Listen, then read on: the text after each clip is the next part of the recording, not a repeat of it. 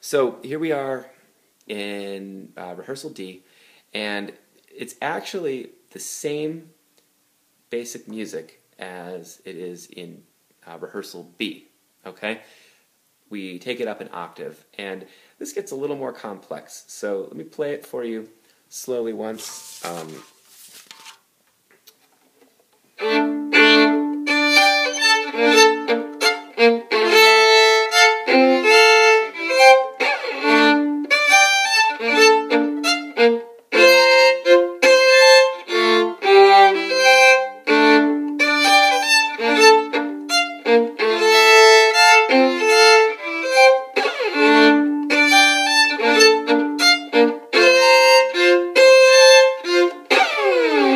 Okay, so it's challenging, I'm not going to lie to you, but I know you can do it. We're going to go through a step at a time.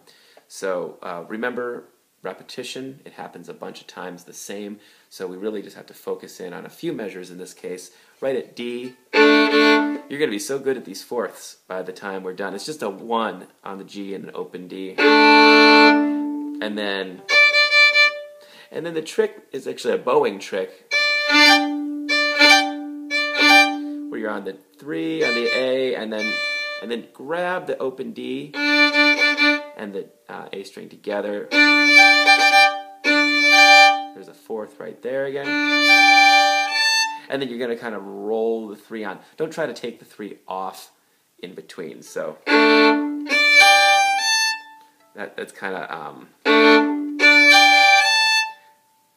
leaves a hole in the music. Okay, now that we got up to that 3, you're going to kind of scoot it over all the way onto the E string, which I recognize is kind of hard to see on this video because it's so thin.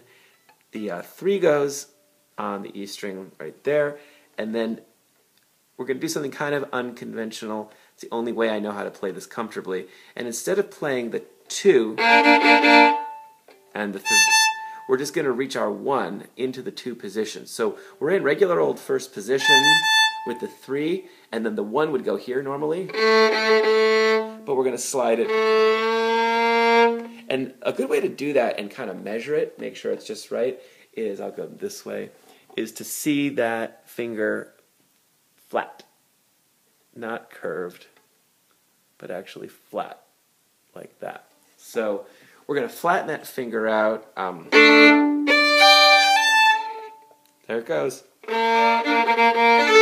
And we're clearing. We have the G, the D, open, the A, and then the 3 on the E.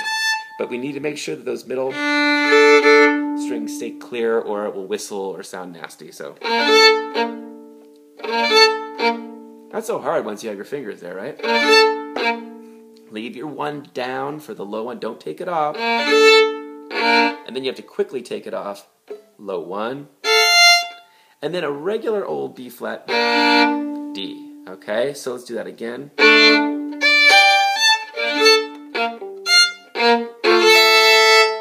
It's a pretty standard chord. You'll notice that, good violin hand position like this, nice flat wrist. All the rules go out the window when you play double stops. You're doing all sorts of contortions with your wrist and your elbow and your fingers, and that's okay. Okay, I know a lot of you probably have studied really carefully to make sure that your hand is in just the right position, but I will be maybe not the first to tell you, but you definitely have to contort your hand to play double stops. What you do have to remember is to always stay relaxed when you do it. The squeezing, tight squeezing will kill those double stops. So here we go one more time.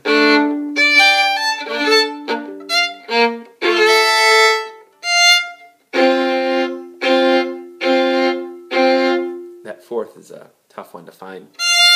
Kind of blind. Block it out. Can kind of help, and then you kind of get that spacing right there, and then you're going to kind of go over, and then that 3 goes onto the G string and the 2 onto the D string, right? So open A in there, you got to keep it kind of tunnel, right? in there and make sure there's space to keep the A, and then that 1 kind of goes back to the E. It doesn't feel so good, to be honest with you, but you'll get it. And then a totally new, look at my hand position right now, totally new hand position for this next one. Open G, 1 on the D, 2, A, 2, E. All right, if you got that far, you really have done it. So, because the good news is the grab is next, and you know how not precise the grab is. Okay, and then good news is we already did this, right? And then, so that's the third measure after D. Fourth measure after D, which is also measure 24. Kind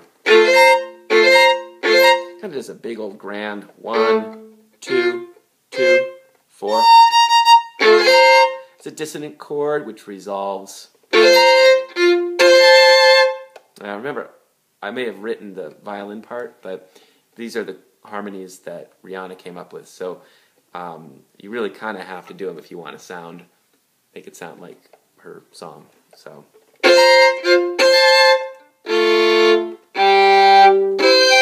That's just an excuse for don't hate me, because I know it's hard, but the harmonies are challenging. So these dissonant harmonies especially, we don't do a whole lot of those in intermediate and even advanced material until you're kind of pre-professional and hit the solo partitas and sonatas by Bach and Izai and those guys. But so maybe you're not used to that, but it's kind of a cool sound, and especially knowing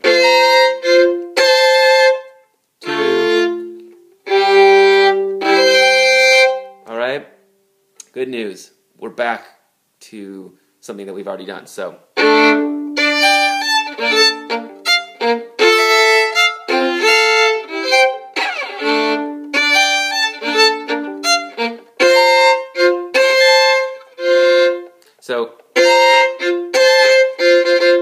that fifth. Oh, I guess I have it marked as a sixth. 1 on the G, 2 on the D. I'm not sure I actually get back there for that, but I guess I'd like to. Yeah, it kind of gives it a little more meat. And then a big grab, right? All right, so that was section D. Let's go through it again one more time really slowly. It really pays off to learn this one well. And as you know, there's like 1, 2, 3 hard measures in this one. And if you learn these well, it'll pay off, because not only do they repeat right after this in section D, but they come back, I don't know, 3 or 4 more times in the entire piece. So learn these really well. This is maybe the kind of the meat of the whole piece, right? So here we go from D.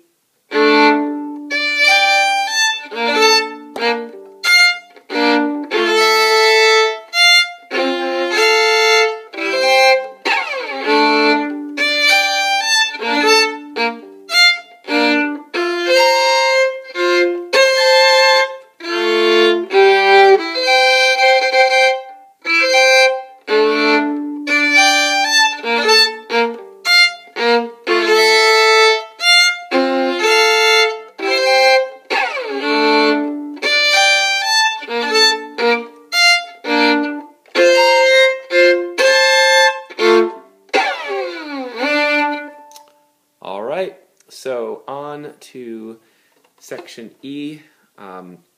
Remember, practice slowly. Listen really carefully to what you're doing. I can't say it enough times. Maybe you're sick of hearing it by now. Really try to remember to separate your practicing from your performance. Okay? The performance time that we'll be talking about when we make our way through the entire piece is a very different approach. Okay? I'm just trying to get you. Help you get your fingers in the right spot, get your bowing moving the right way, and little tips and tricks along the way. See you for the next tutorial.